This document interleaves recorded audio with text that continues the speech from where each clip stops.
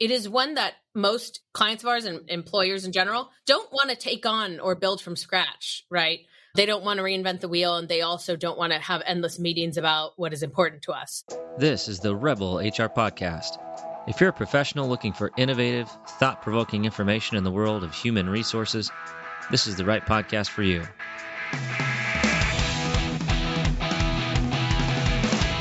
Rebel on, HR Rebels. All right, Rebel HR listeners, I'm super pumped for today's discussion with Bianca Lager. She is the president at Social Intelligence. Social Intelligence screens publicly offered social media profiles for employers. They've screened over 20 million websites annually, serving more than 400 global clients. I am extremely interested to learn more about this service. So, Bianca, welcome to the show. Thank you so much, Kyle. Happy to be here. And as always, we have our wonderful co-host, Molly, who's going to ask all of the good questions while I do color commentary. Welcome, Molly. Thanks, Kyle. Appreciate you. Well, Bianca, thank you so much for joining us today. And I think one of the questions that's top of mind is, first of all, why don't you just tell us a little bit about social intelligence and how it works? Yeah. So I think most people are surprised to know that we've actually been doing this since 2010. So going on 11 years now, and it's not new. As you know, wow, big news flash here. 2010 was a different total landscape, though, in social media world than it is now. So certainly then, and really the concept behind how the company was founded was this idea that, gosh, like, your boss really shouldn't be looking at your Facebook or Googling you or, looking at your internet profiles and creating a narrative about you. However, that urge by employers to do so, that need to kind of get a further reference, ascertain if you can trust this person, see if they'd be a culture fit, all those kind of things, like those are very real things. So, we kind of started asking the questions of like, how could we do this in a better way that actually meets that risk concept, that trust concept that employers are curious about, but that doesn't let your employer see information that at best is none of their business and at worst violates potentially your protected class information or could bias them against you in a number of ways. So that was the concept, and that's what we've been doing for 11 years. Fascinating. So I just want to recap, make sure that I heard you right. So I'm not supposed to go out and start trolling prospective new hires Facebook page randomly? Well, look, I mean, is Mark Zuckerberg hovering over your shoulder or anyone, the Facebook police telling you not to? No, not really. Could you do it on the slide? And most people, I mean, we have our keyboards all day. There it is. It's really tempting. It's really easy to do it. However, it's not that. What are you doing? What are you really accomplishing by doing that? And is that, first of all, is that what you get paid to do all day? I think most people should ask that question. It's a rabbit hole, right? Like 1 minute you're like, I'm going to check this out. And then you're looking at vacation photos or Pinterest ideas. Like we've all done it. That's how it goes. But it truly, like in all seriousness too, that is exactly the problem, right? Is that what consistency, what factors, what is it that you are using as criteria in terms of your review of this candidate's information? How are you defining those things? Are you looking only on one platform? Do you have the right John Smith? There's all of these questions, right, that come up. So what it equates to really is that if you are an HR person, a person running your own business, HR department of one, HR department of several, and you are tasked with, or you think it's a good idea, the internet is a very large place. It is a very complicated place. And it's an inefficient use of your time and company resources, and potentially opens yourself and your company up to legal risk in terms of creating bias and potentially the decisions that you make from that, because it's inconsistent, because it's not documented, because there's no policy to back it up and you're kind of just winging it. is it actually leading to business outcomes that matter for your company or for yourself, making an impact at your organization? Absolutely. And I look at that from an implicit bias standpoint as well. You potentially could be assuming something about somebody based upon the political affiliation. If they're wearing a Trump 2024 hat, or no masks, vaccines, Biden. Right. I mean, out at the bar. there's so much, out at the bar, maybe not at the bar, doing other illicit activities, and who knows, right? So it's, quite frankly, from my standpoint, I kind of don't want to know to a certain point, but to your last point that you just made, if there are things that are concerning in somebody's background that could be detrimental to business impact, to the business, we probably should have some level of screening mechanism. So how does your organization kind of look at that and make sure that the report is objective and applicable to the organization? Yeah. And you're exactly right. I mean, I always say you should have a healthy fear of this data and of this. So you should kind of have a healthy instinct to kind of be like, but the way things are, especially in today's society with, the viral tweets, the Capitol riots, all sorts of things that change and movements, political, online and offline, it's sort of forcing companies' hands to address this stuff. And the concept really is, I Googled this guy. You didn't Google this guy. You hired him. I Googled him. Look what I found. And as you and I and Molly, we all know, it ain't that simple. So the hear no, see no, speak no concept of I'm just not going to know, it just doesn't really work. It's not good enough, and it's not going to get the job done. So how do you address all those problems then? And, social intelligence's approach is well, and soon after we launched, an important point is, in 2010, we're like, social media reports, let's do it, and the Federal Trade Commission, who at the time was tasked with the main agency tasked with consumer privacy and protection, came knocking at our door and literally did an audit, looked under the hood of social intelligence and said, oh, social media data and employment, isn't this interesting? Let's see what you all do and how you're doing this and how you are monetizing this. And as one does, one welcomes them in. And certainly we a lot of lawyers' fees later, went through a lot with making sure that our I's are dotted and T's are crossed. And what that really meant is, and if you Google social intelligence and FTC, their opinion letter comes out of it, and it says, basically, social intelligence is acting like a consumer reporting agency. So just like a criminal background check, credit, all this kind of stuff. They're following the rules. We reserve the right to check back on you later. And so that's really the answer, right? The answer really is that, how do you do this? Well, you formalize it in a proper background screening way. So we become a background screening agency. We are subject to FCRA and on all those same rules and regulations that any other type of background screen is.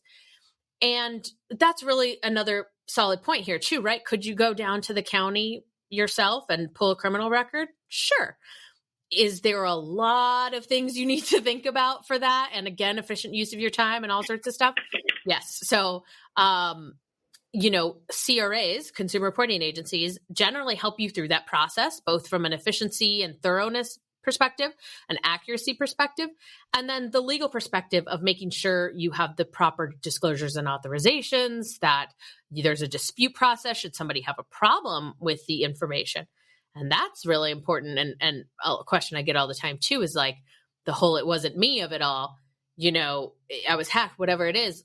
When you do have a formalized process where you're using a third party, you're using a background screening company to obtain social media data, well, there's a process for that candidate, that consumer, that employee to dispute it and to say, hey, this might not be accurate. And as a consumer reporting agency, social intelligence has very high accuracy standards and a myriad of, regulations and all those kind of same things that apply to other background screens. So, the answer really is like, how do you do it? How do you have to understand what the rules are. And luckily that FTC audit really laid that out. And it's unusual for a consumer reporting agency to go through that and survive it. It makes things really simple as an answer to say, well, how does this work? Well, it's a background check. Interesting. Yeah. So so they sign all the FCRA paperwork. There's disclosure up front. There's an agreement, and then there's appeal rights on the back end. Yes. Yeah, Okay. exactly. And then they give you access to all of their social media accounts. No, that's not even part of the PII or the process. So if you imagine it from an operational perspective of an HR, it's very similar to another background screen. So depending on who your vendor is, sometimes the vendor, and you can imagine it, you're like, oh, I need, Kyle's background screen. And so the background screener will send an email to Kyle and he fills in his information, right? And you come back and you select in their portal and you say, I want a criminal, I want a this, I want a that, I want whatever. Social media essentially is on the checklist. And so, FYI, if it's not on your checklist, ask your provider, if it is or could be. But anyway, that's the same concept, right? And so it's not different. Generally, the personal identifying information that is sent to us is really similar to what is in a criminal or like an employment or education verification.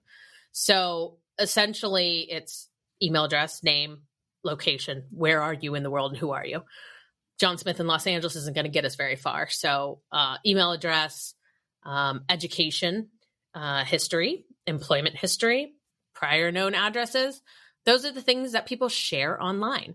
Those are the things that people say. So because of integrations, because of asking candidates for the candidate experience for kind of too much information, we're really not at the point yet where we're like, give me all your handles so we can check it out. That, and there's actually 26 states in the US right now that from an employer's perspective, they don't want employers collecting that information or suggesting or requiring that they gain access directly to especially private accounts. What was happening a couple of years back is in interviews, employers were literally turning the laptop around and saying, log into your Facebook. I'm going to go ahead and check it out and read your DMs or whatever. Right. Yeah. I know. Could you imagine doing that? Like, I don't want to do that. Yeah. No, anyway. No. Yeah. So anyway, so there's 26 and their laws are all pretty similar. And they basically say like, yeah, don't do that, please. Right. And so the concept is really like the employer's healthy distance from that information. So anyway, all that being said, we're not even asking people for their handles. We're asking people for their basic information that you would supply in any other background check. And then what social intelligence, like the way it works technically, is that we use that information to find where you live online, to find your online footprint. Sometimes people provide handles. Sometimes we have them, especially in like entertainment kind of clients that we have. Like those things are pretty, that's like part of the deal. So, that stuff is offered up, but most of the time it isn't. And so what we do is use those as identifying factors to match and find people where they live online. As you can imagine too, if we only relied on supplied handles, I don't know how many people would give their right ones or their, I will be a good employee at. Yeah. Here is my perfect profile, it's just, that's not going to work. It's actually a thing. A lot of people have, for their family and their mom and dad to see, and then their real one. Right. Yeah. No, when there's so much work. Yeah. It does sound like so much work. I know. The double life. Oh, I'm exhausted. So if I wanted to keep everything locked down, does that mean you wouldn't be able to find me? Yeah, that's exactly right. So, that's sort of a pass check here of you look like you're using the internet as responsible as possible. It also is the limitation of how much diligence an employer can really do.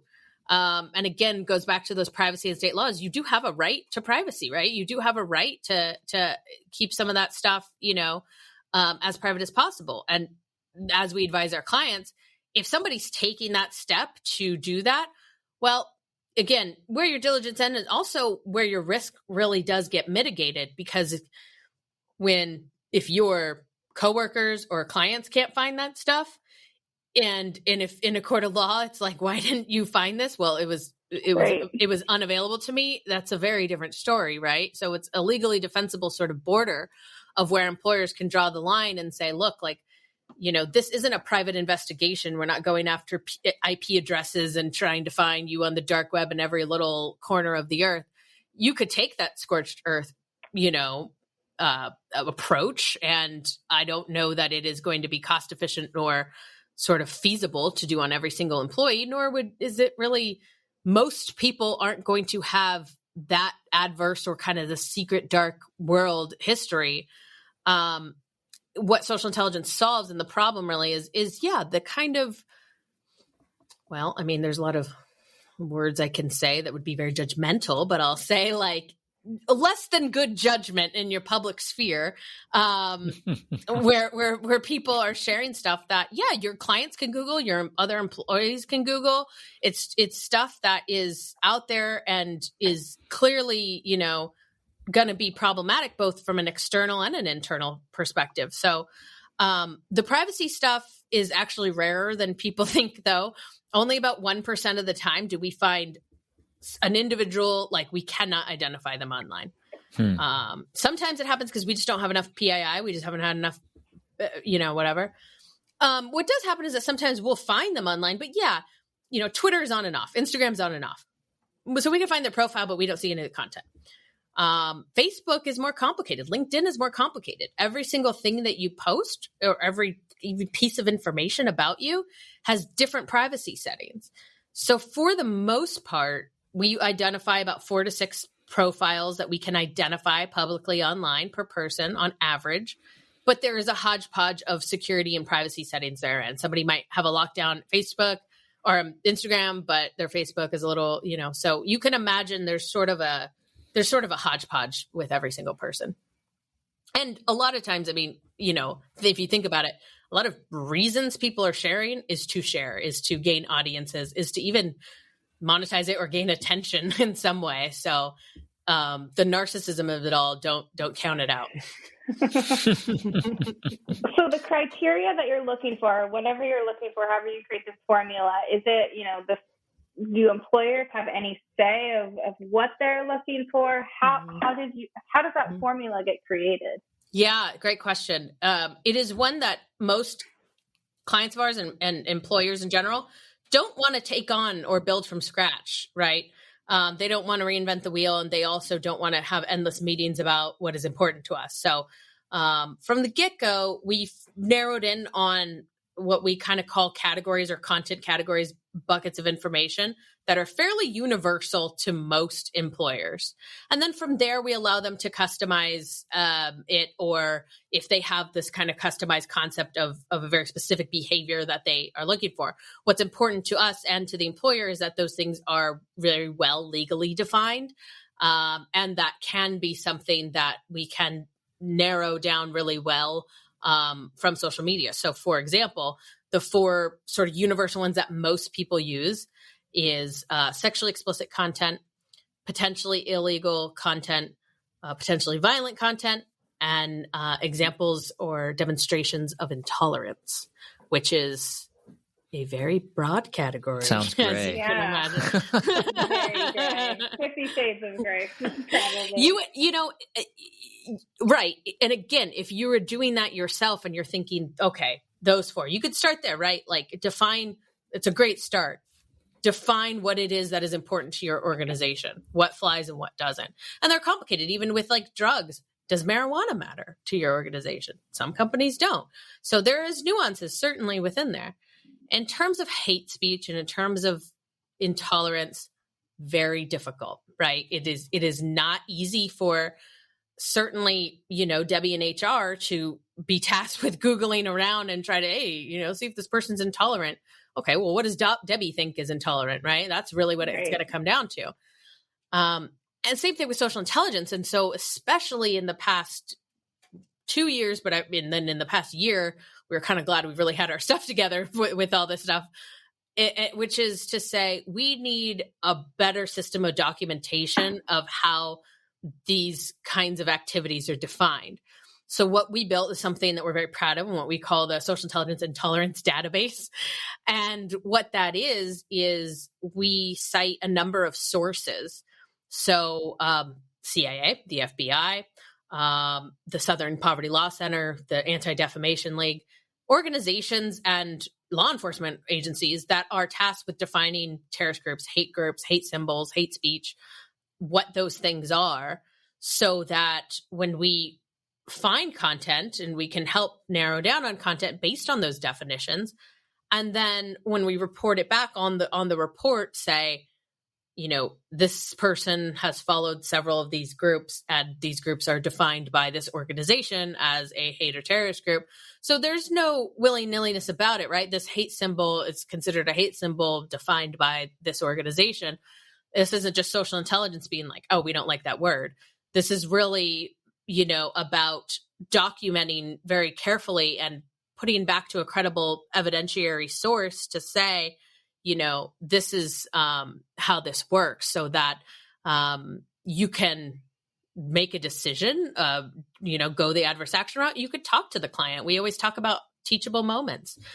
Some of these hate groups and the stuff like this on Facebook that people follow, very sneaky names. They are not what you think, right? And so, you're doing it yourself. You're never going to recognize that, number one. And number two, you might not even know as the person who followed it that that's what the group's all about necessarily, right? Most of their content will become very clear, but from a quick like or whatever, you might not, kind of catch on to that. So that's why we try to give as much context as possible. Did they just like or follow this? How is it defined by which organization, so that you can see if there's a pattern of behavior or if it is something that is sort of looks kind of random, that maybe you need to talk to this person and be like, are you aware, this is happening? Mm-hmm. So it's complex, but again, when you are tasked with being an expert in this field and this is our job, right, is to figure out what these behaviors are, what they mean, define them very, very carefully, and then document that really well on the report, and make sure that those things are consistent, in the results. So as an employer, I put this person through a social media check. Mm-hmm. Do I get like the full details of, okay, what they posted? Here's a screenshot. Here's what they liked. Like, do I get all of that broken down, or is it just this incident? Like, what does that look like? Yeah, so it does, right? And so our report is designed very much like a criminal background check, right? If there's a crime, so to speak, it goes in the report. If not, there's nothing to see here, folks, right? So it's of the moment. It's whatever with the time that we did the report, what was reflected out there in the public sphere. And so if there is a flag or a hit that falls under one of those categories, we organize it by what platform it was on, give you the year it was it a like, was it a share, was it original content, and then actually include a screenshot of what that was. And so here's what people don't want. Here's what employers don't want. They don't want 150 pages of the same thing over and over again. Okay. Like, this isn't like someone using the F word 200 times and then getting a screenshot of that, because that's not useful, questionable if that's even actionable. That's also a waste of people's time to review this kind of stuff. So what we do try to include is a summary to say, here is the flags that we found. Here's the places where we found them. And here's also places on the internet we found them where there were no flags. But you're not going to get, at the beginning of our company, there was this interest in like, well, I just want to see what it looks like. So we would literally send people screenshots and stuff and kind of have interactive graphics on our site with just like, this is my Facebook. And after a while, and certainly now, nobody cares, right? Nobody wants to see. I don't need to see you and your dog. Like, we're good. We understand, like, if you have a fairly innocuous Facebook, I don't need to see an example of that, right? Like, it's just to prove that you have a Facebook. So what we try to focus the report on is to be only those flags or hit factors, So a screenshot is only included if there is potentially adverse information, all those definitions and everything there. However, we do take a very unique and extra step that if within that screenshot, within that, whatever it is, if that person is exposing their own protected class information, then that part is redacted from the screenshot or the report. So, for example, I talk about what church I go to, and then later I use the N-word in the same statement. Well, we're not going to share with you, although the unredacted images are available on our platform. First and foremost, we're trying to make sure that we are not creating bias to say, you just don't like what church this guy goes to, not because of the actual intolerant, statement that he made. So the answer is, yeah, you'll see screenshots if there is potentially adverse action, and try to keep it concise and as actionable as possible is our goal. We'll be back after a quick break. And so used to having everything in front of them right away that we forget that innovation just takes time. I myself, I get frustrated too. Why? And this is being one of my best friends is, hey, I talk to you all the time. Hey, man, I'm frustrated in the fact that I can't seem to just get there in the next day. But that's just not how these things work, right? Innovation needs to be planned out. It needs to be very methodical. And then when it finally hits, that's when it seems like to everyone else that it sort of just came out of nowhere. But to you, the amount of dedication that it took over that time. Interesting. So I'm just fascinated about this definition of intolerance, because that's like such a great that's such a great example of why HR is so not black and white. So do organizations have the ability to define intolerance and the things that they consider to be intolerant? Sure, but most people don't. I think that that is taking it to levels that might actually become problematic later, So that, and hey, nobody got time for that, right? So what they do is look at our definitions, feel confident in whatever it is. Certainly they have the opportunity, if there's something that feels off, they don't ever think that, a certain hate symbol is a problem or something like that. Sure. We could change whatever it is that we need to for the client, especially with intolerance, keeping it sort of broad and keeping those definitions. I think people just really feel confident in the idea of how we're interpreting human behavior, I suppose, and how we are defining those things to be as consistent as possible. I think that people just don't want to step in hot water there, and to say, well, to us, this isn't hate, so we're just going to skip it. And it's like, well, are you sure your clients think that? Are you sure, that's good, and not only that, but what does that mean to your employees? What do your employees agree with that? Is that going to make them feel safe? So that's probably makes things muddier. And so, we really do try to give them something that is consistent and has been applied successfully already, has been tested out there in the market and in the world. And I think at the end of the day, whenever we're looking for vendors or looking for things, that's what we want to know. How do, what are other people doing? Are they doing it successfully? Does this work? And for the most part, I think that's the way to go. So what about risky behavior? So if somebody's posting all this stuff of at a Fish concert at Red Rocks, and you just know that there's probably something related to marijuana occurring there. Is the Fish concert posts, is that risky behavior? Is that going to get a flag? It's not enough. I mean, so, we're like, well, this band likes marijuana and they were there, that's a little too many degrees of separation. No. And that's very important too. That's a good point though. It's it does have to be a picture of them interacting with marijuana, right? Or they shared of their joint, of their, whatever it is here. Look that being enjoying this. Yeah, at right. This Fish concert. Hashtag hi at Fish concert. 1000%. And Okay. to be very clear, that's kind of how people behave online. Yeah, I know. There's a psychology and a sociology kind of thinking, like that's what they're like. Look at me and my drugs. Look at me and I love my drugs. You know, the potentially illegal stuff. Look at me, I just stole this stuff. I'm so like ha ha ha ha. You know, and so that's the mindset and that's the behavior and that's really the way. And then of course that comes into like that's going to be a problem maybe for your boss. So that's exactly right. I mean, it's, you know, the proximity or, you know, people talk about this a lot, like the red Solo cup at a party. Okay. I mean, and I say this with all seriousness, even though I'm like trying to be funny a little bit. Nobody really cares about how many glasses of wine you had last night, right? And you're of legal age, right? If you're not of legal age, that might be another problem and another issue. And we actually do have a filter for that as underage illegal drinking.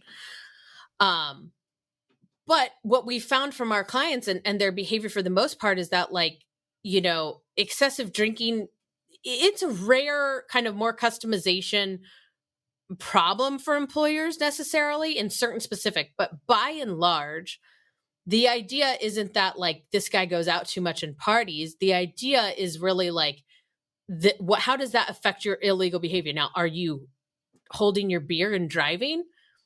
Okay, different set of risk factors for a number of reasons, right? But, you know, simply like being at a conference and holding a glass of wine or something like that, this isn't necessarily, you know, and that also goes back to like, this isn't just an algorithm that's going to say drinking, that's bad. And then pop, here's a bunch of pictures of you at conferences or whatever with colleagues, or, you know, a birthday party or something. So it's really about context of like, what is this behavior in terms of a risk profile and the context of how you were doing it as a whole, rather than, you know, a command F of, you know, whatever behavior there is out there.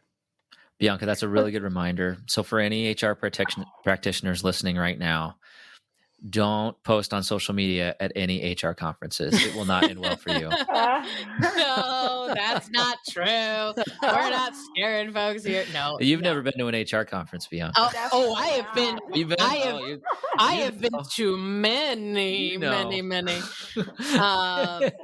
You know, I'll say this in terms of how industries go. I think we're okay there at HR conferences. Like, you know, we're gonna, you know, people do have their fun, but you know, we're, you know, I come from a world of looking at, to be honest, there's some pretty extreme stuff that people will put on social media, and so, you know, by and large, most folks in HR have their responsibility hat on most of the day, you know, and most of the time that's kind of their shtick. And so a lot of times, like, you know, when you're executing this program, it is kind of mind-boggling. And then the question always comes, yeah, but privacy settings, come on. Well, yes, that's how a responsible person sort of thinks about this stuff. That's how a responsible person sort of thinks about, like, well, I wouldn't just expose that. But if you don't have that mindset, that's not what is going to reflect on your online profile. So it's okay. Drink up at those conferences. Don't listen to Kyle. Have So fun. let's say Kyle and I are at a conference and doing something super inappropriate. Let's say we have a joint in our hands. We wouldn't, but let's just say we were. You were, or this employer was running this check on Kyle. We took a picture together. I was tagged in the photo. Would that employer also see me, even though like I didn't find anything? You know, I'm not the subject.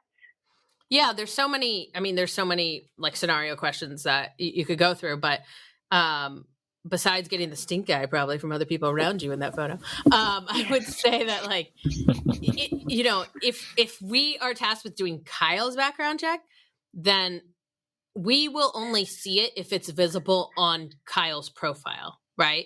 So there are photos of him that we, you know, are available. And so that picture may or may not include you. For the most part, we try to just focus in on the actual subject of the report.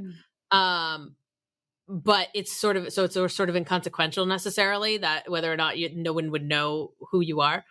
If we're doing the report on you and it was, that same idea applies, right? Like if it's Kyle's photo, but then he tagged you on it, we can only see it if it's available through your profile.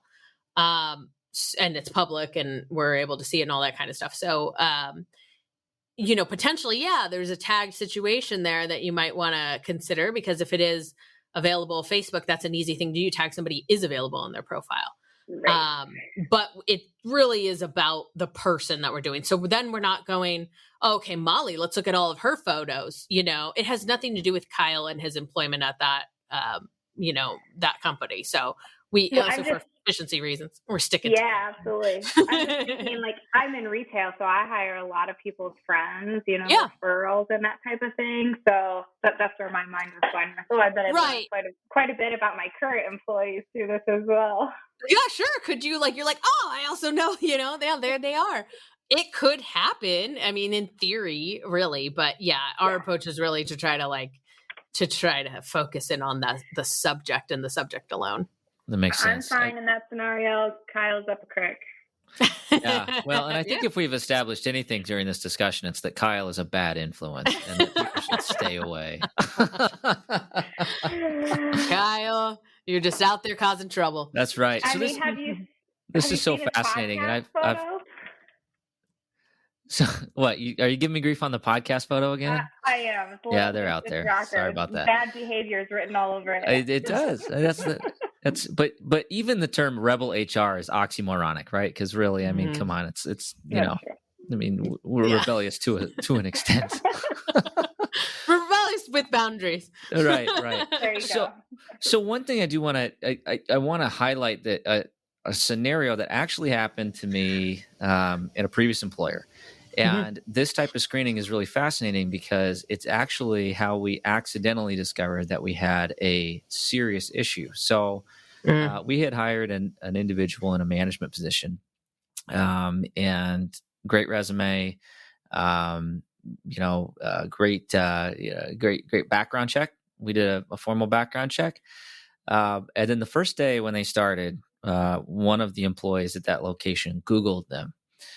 And the Google search turned up a number of concerning things, including the fact that they had been charged for identity theft. And come to find out, that was legit. And the person who was sitting in that seat was not the person who had the background check done.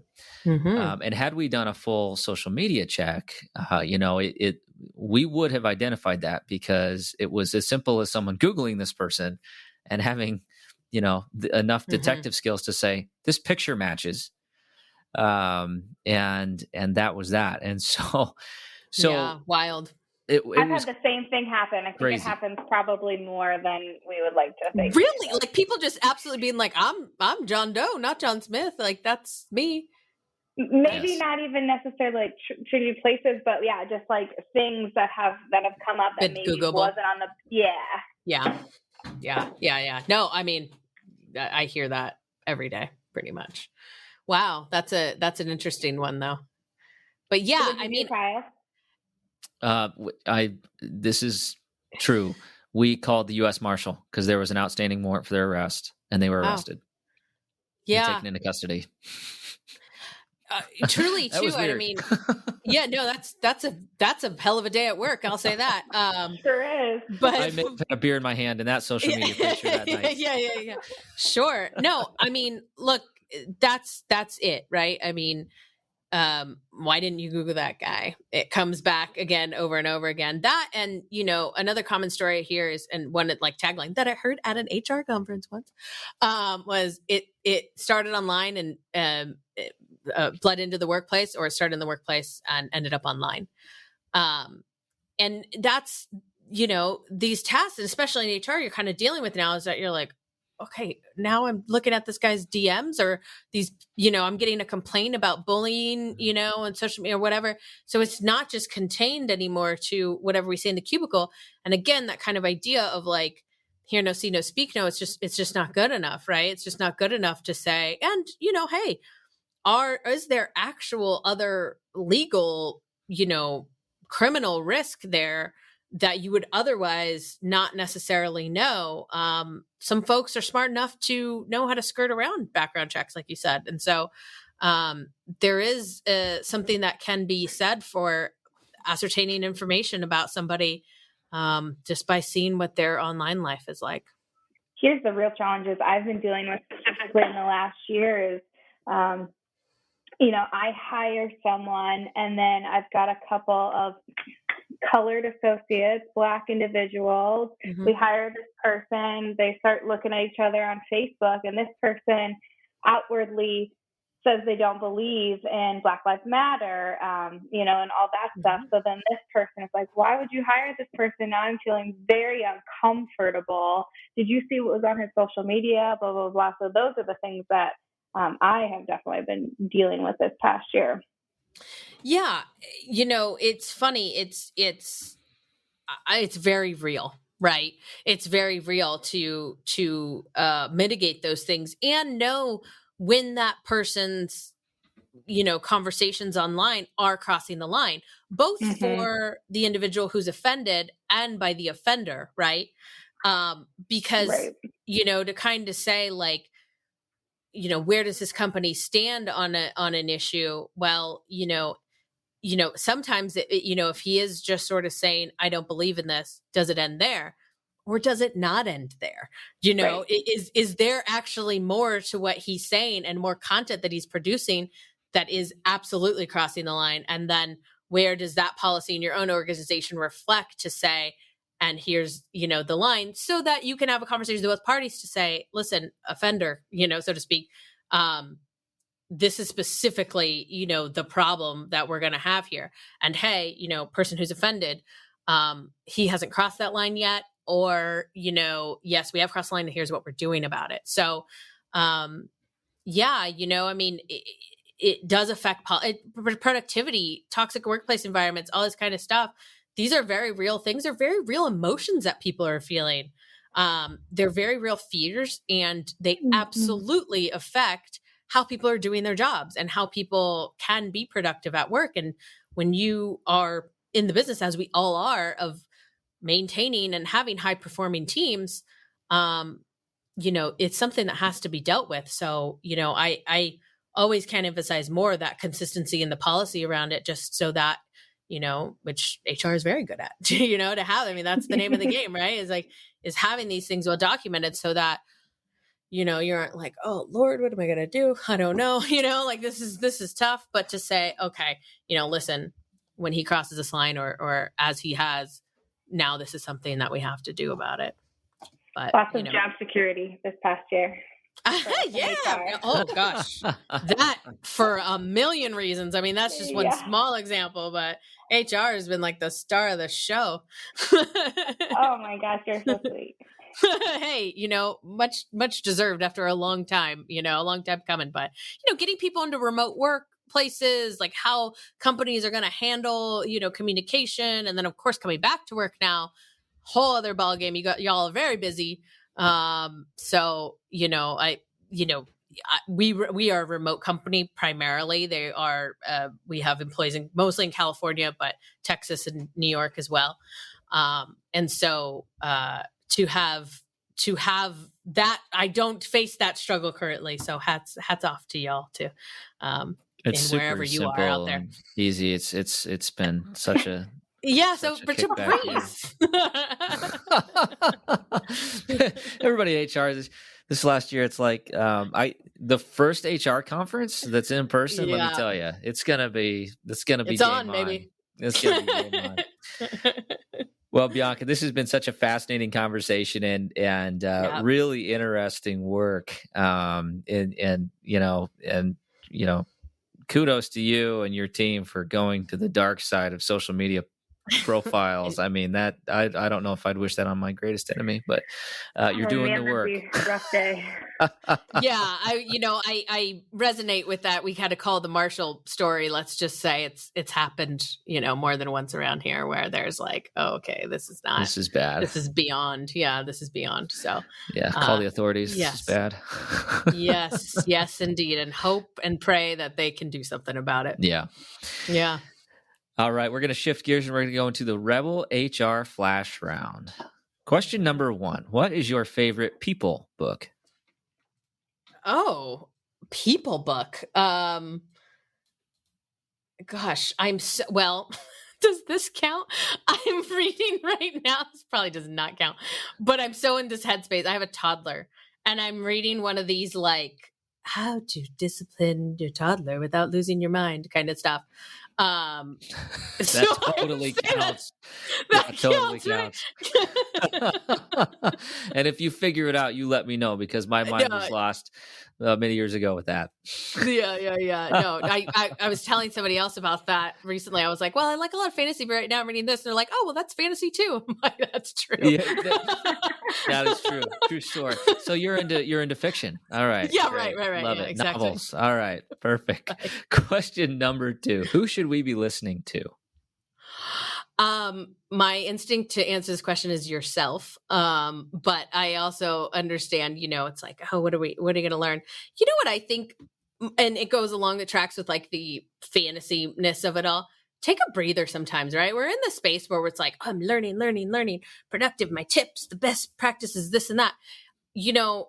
Take a break. Like, let the creative juices flow. And I think over the past year, if anything, I think some of us have learned, I certainly have, that, wow, slow it down and this and that. But truly, listen to a funny podcast, as well as an important Rebel HR one. But take some time to listen to funny books or, fantasy, if that's your shtick. Like I'm a big dork like that. To take your mind out of the bubble of the grind all the time, I think is important to set some time every week to do that as well. Well said. Great advice. Last question. How can our listeners connect with you? Oh, that is easy on social media, guys. Come on over. Not to scare you. No, yeah, on LinkedIn, certainly, and Twitter, but just come to the Social Intelligence website and blog. We share a lot of interesting angles and information, especially by industry. So depending on what industry you're in, sometimes we have really kind of keyed in advice and best tips or stories about what's going on in that industry. We are also offering podcast listeners a lifetime, which is really exciting, discount of wholesale pricing. So if you go to contact us socialintel.com/podcast, we'll send you a free sample report. And should you want to pursue it, we'll get you set up to have that discounted pricing. So say hi to me there. Leave a little comment. Awesome.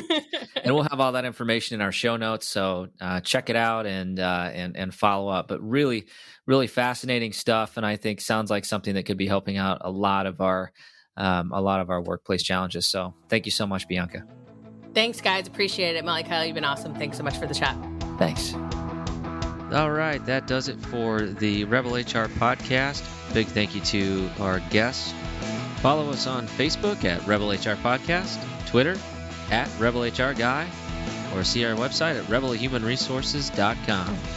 The views and opinions expressed by Rebel HR Podcast are those of the authors and do not necessarily reflect the official policy or position of any of the organizations that we represent. No animals were harmed during the filming of this podcast. Baby.